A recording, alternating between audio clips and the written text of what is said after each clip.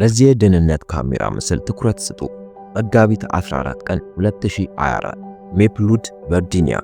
ከአንድ ቤት ጀርባ የተገጠመ የመኖሪያ ቤት ሲሲቲቪ በትክክል 31 ሰከንድ የሚፈጅ ምስል ቀርጿል። ነጭ ፀጉር ያላቸው አረጋዊ በዊልቸር ተቀምጠው ይታያሉ።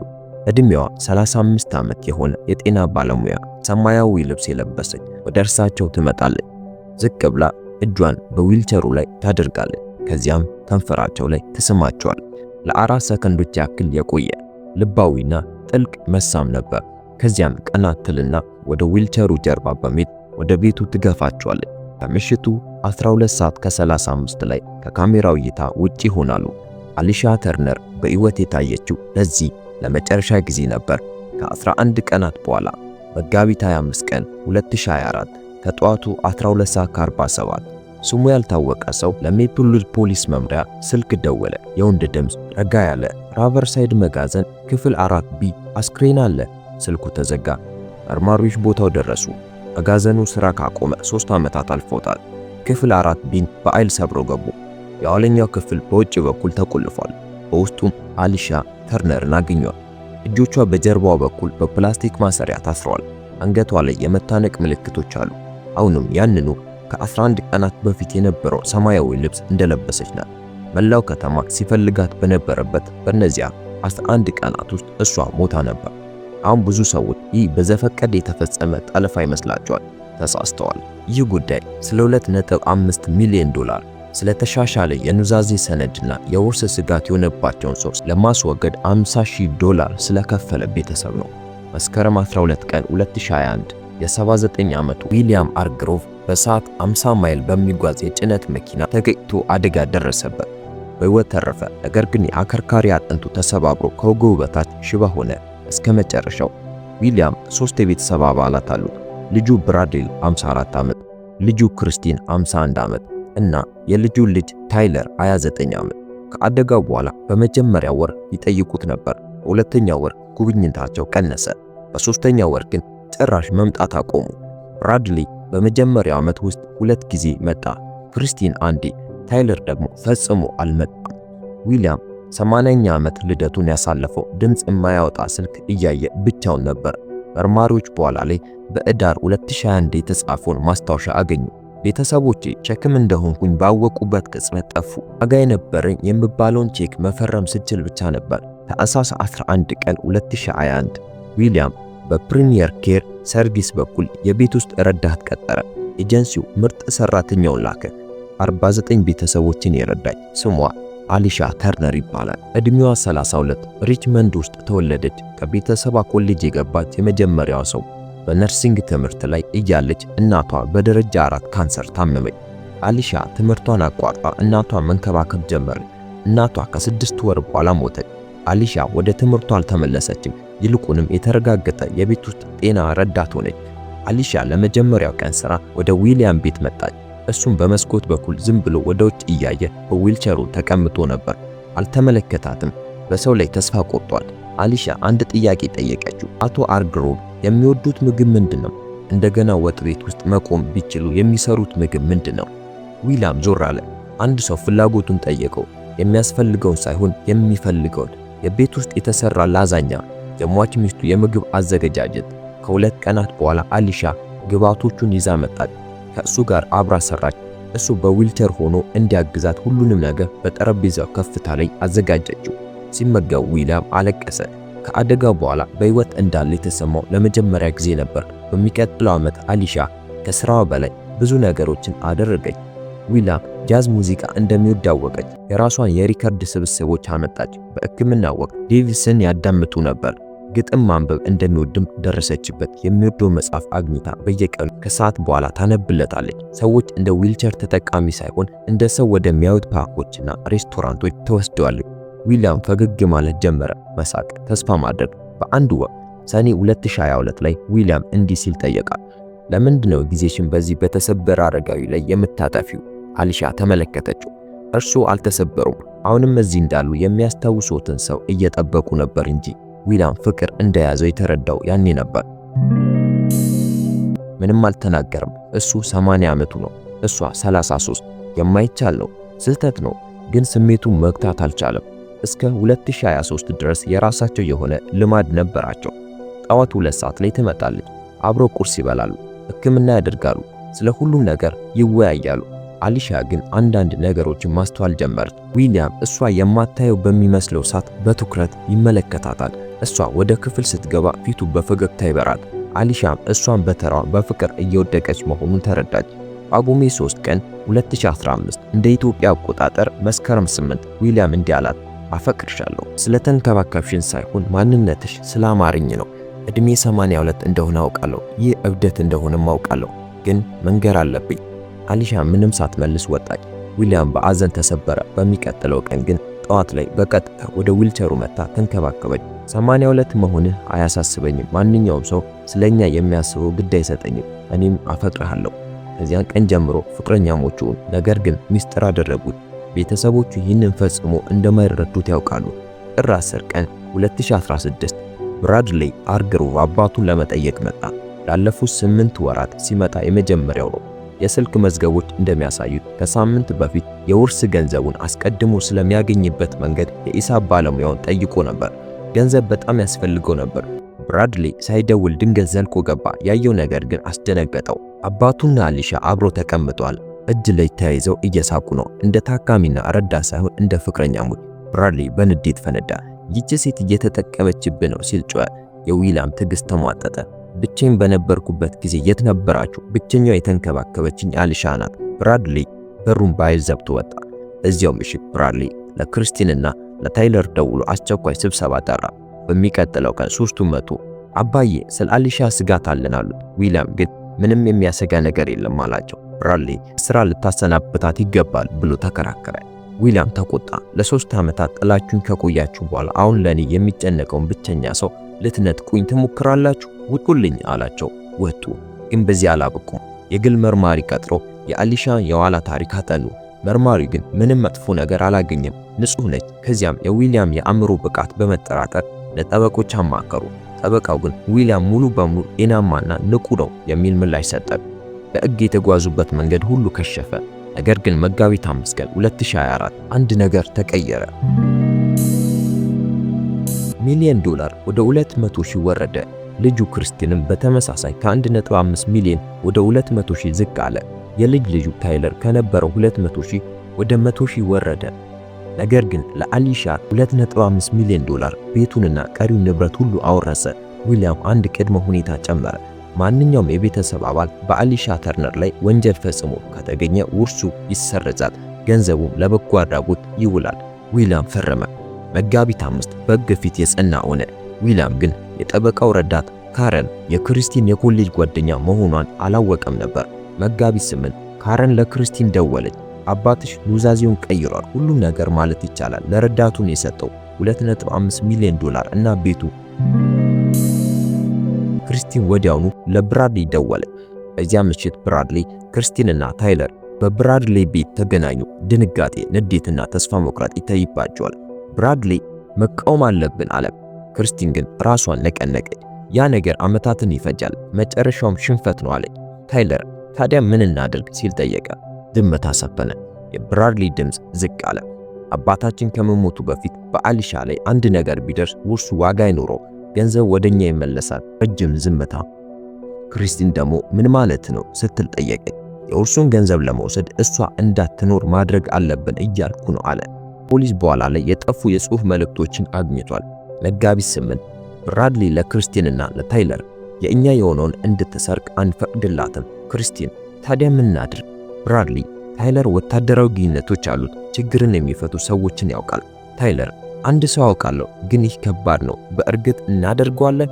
ብራድሊ ሌላ አማራጭ አለን? መጋቢት 10 ታይለር ለቪንሰንት ክሮስ ደወለ።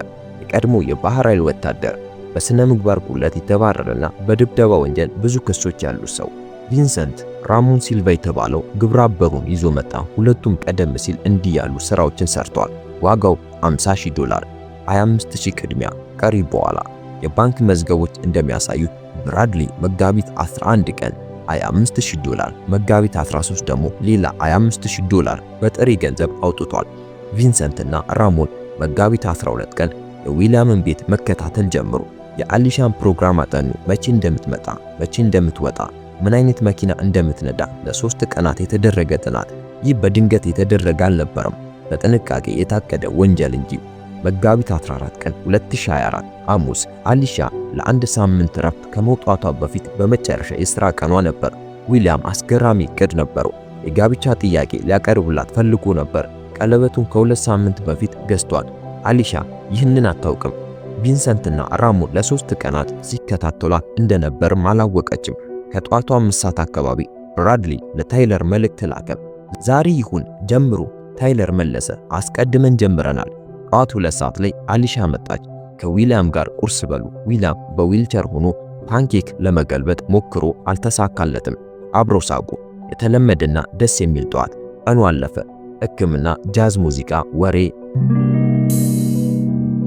ከምሽቱ 12 ሰዓት ተኩል አካባቢ ውጭ በረንዳ ላይ ለመቀመጥ ወሰኑ። በጣም የሚያምር ቀን ነበር። የደህንነት ካሜራው በጥንቃቄ እየቀዳ ነው። 12:34 ላይ በጥንቃቄ ተመለከቱ።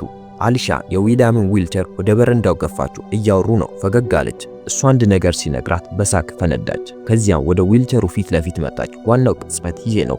አሊሻ ጎንበስ ብላ እጇን በዊልቸሩ ላይ አድርጋ ከንፈሩ ላይ ሳመችው። ይህ ዝም ብሎ መሳም አልነበረም፣ እውነተኛ የፍቅር መሳም ነበር።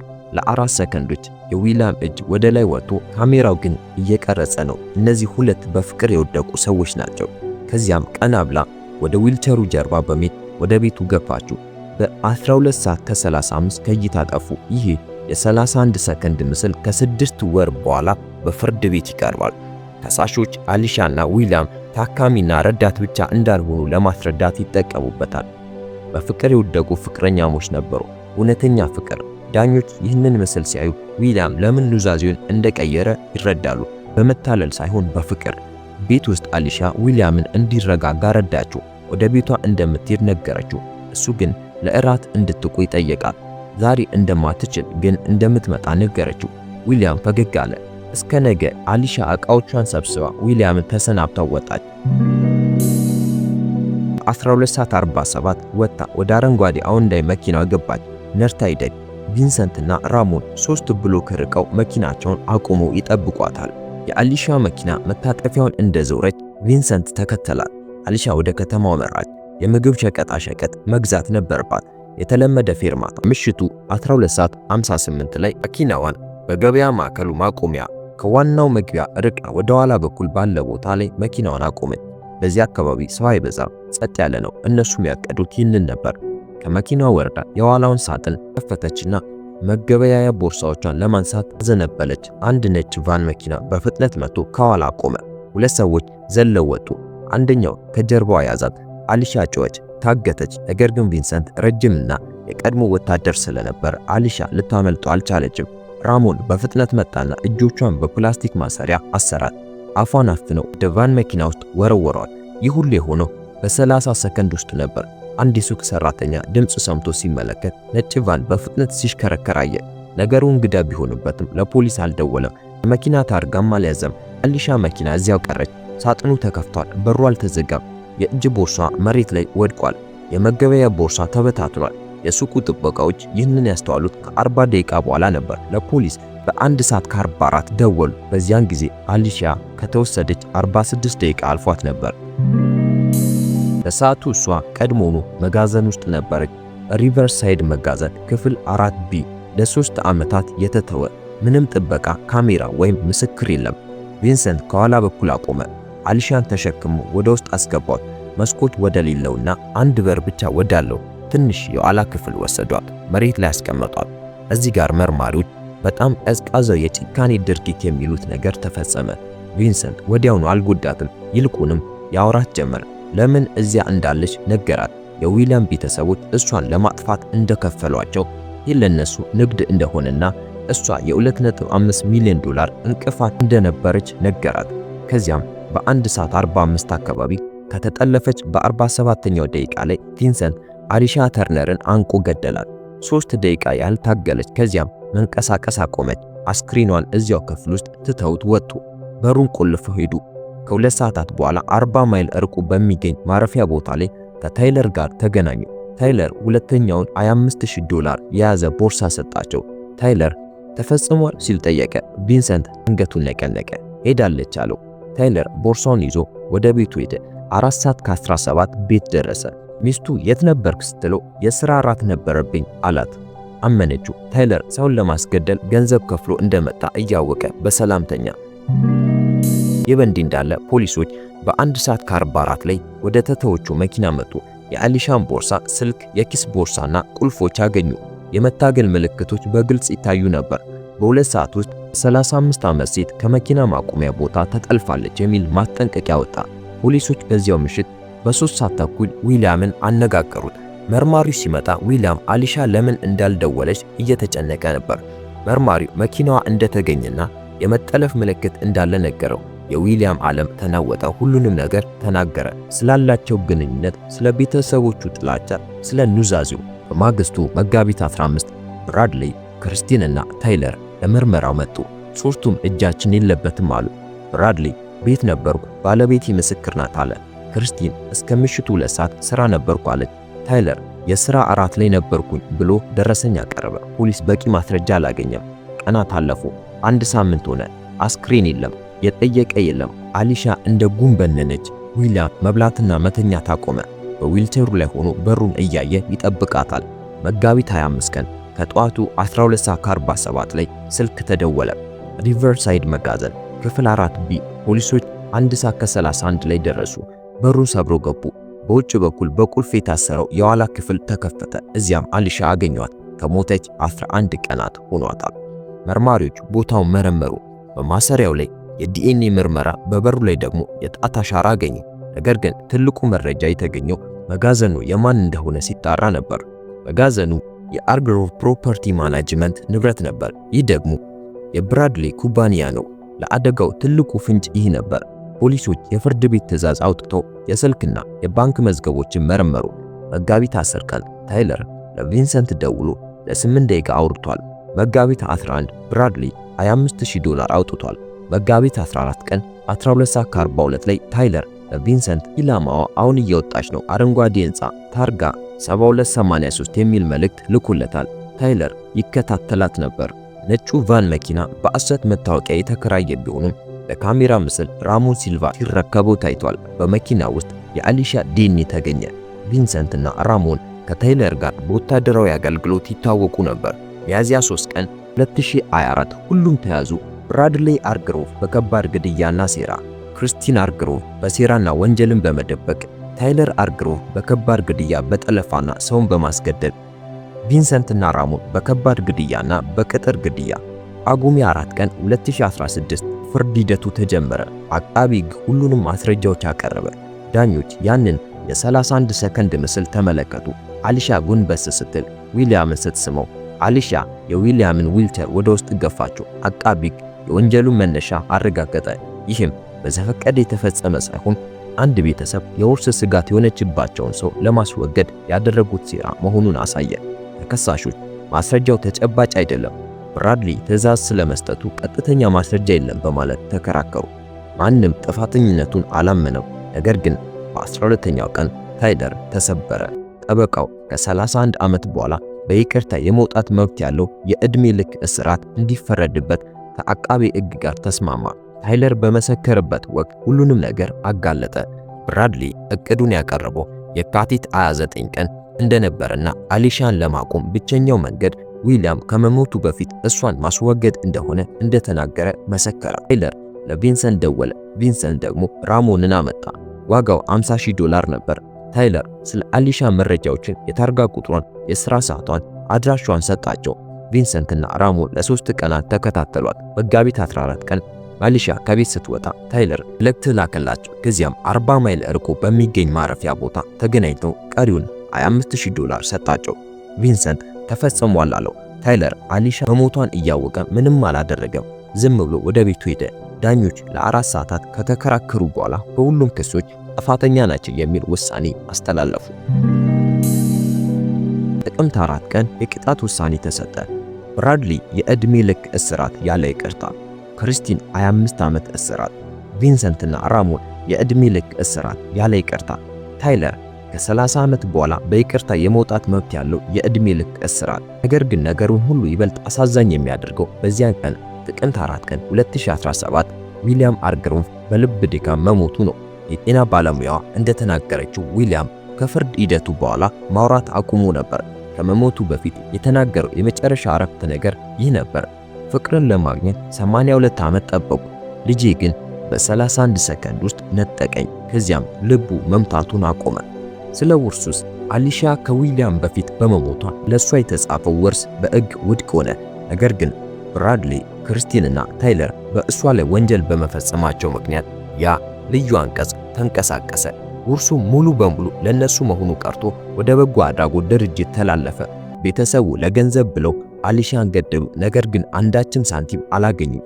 ከፍርድ ቤቱ ሰነድ ውስጥ ያስደነግጥ የሚገባ ንግግር አለ። መርማሪው ቪንሰንትን ከዚህ በፊት እንዲህ አይነት ሥራ ሰርተህ ታውቃለህ? ቤተሰቦች ቀጥረው ያውቃሉ ብሎ ሲጠይቀው ቪንሰንት ወደ ካሜራው እያየ ፈገግ ብሎ ቤተሰቦች ለውርስ ብለው ምን ያህል ጊዜ ሰውን እንደሚያስገድሉ ብታውቅ ትገረማለህ አለው። ይህ ንግግር ብዙ ጥያቄዎችን ይጭራል። አሊሻ ሁሉንም ነገር በትክክል ነበር የሰራችው። ምንም አይነት ማታለል ሳታደርግ ማንም ባልተንከባከበው ሰዓት ዊሊያምን ተንከባከበች። ዊሊያም ንብረቱን ያወረሳት በአእምሮ መታወቅ ሳይሆን ለሰጠችው ክብር ባለው ምስጋና ነው። ለቤተሰቦቹ ግን ያ ገንዘብ የእኛ ነው የሚል እብሪት ነበረባቸው። መጋቢት 14 ቀን 12:34 ላይ አሊሻ ዊሊያምን በረንዳው ላይ ስትሰማው 3 ብሎክ ርቀው ገዳዮች እንደሚጠብቋት አላወቀችም ነበር። የቀራት ነፃነት 24 ደቂቃ ብቻ እንደሆነም አልጠረጠረችም። አሊሻ የሞተችው ርህራሄ በማሳየቷ ነው። አሊሻ ያ ስሜት ነበራት፣ ግን ችላ አለችው። ይህም ሕይወቷን አስከፈላት። አሊሻም ሆነ ዊሊያም የተሻለ ሕይወት ይገባቸው ነበር።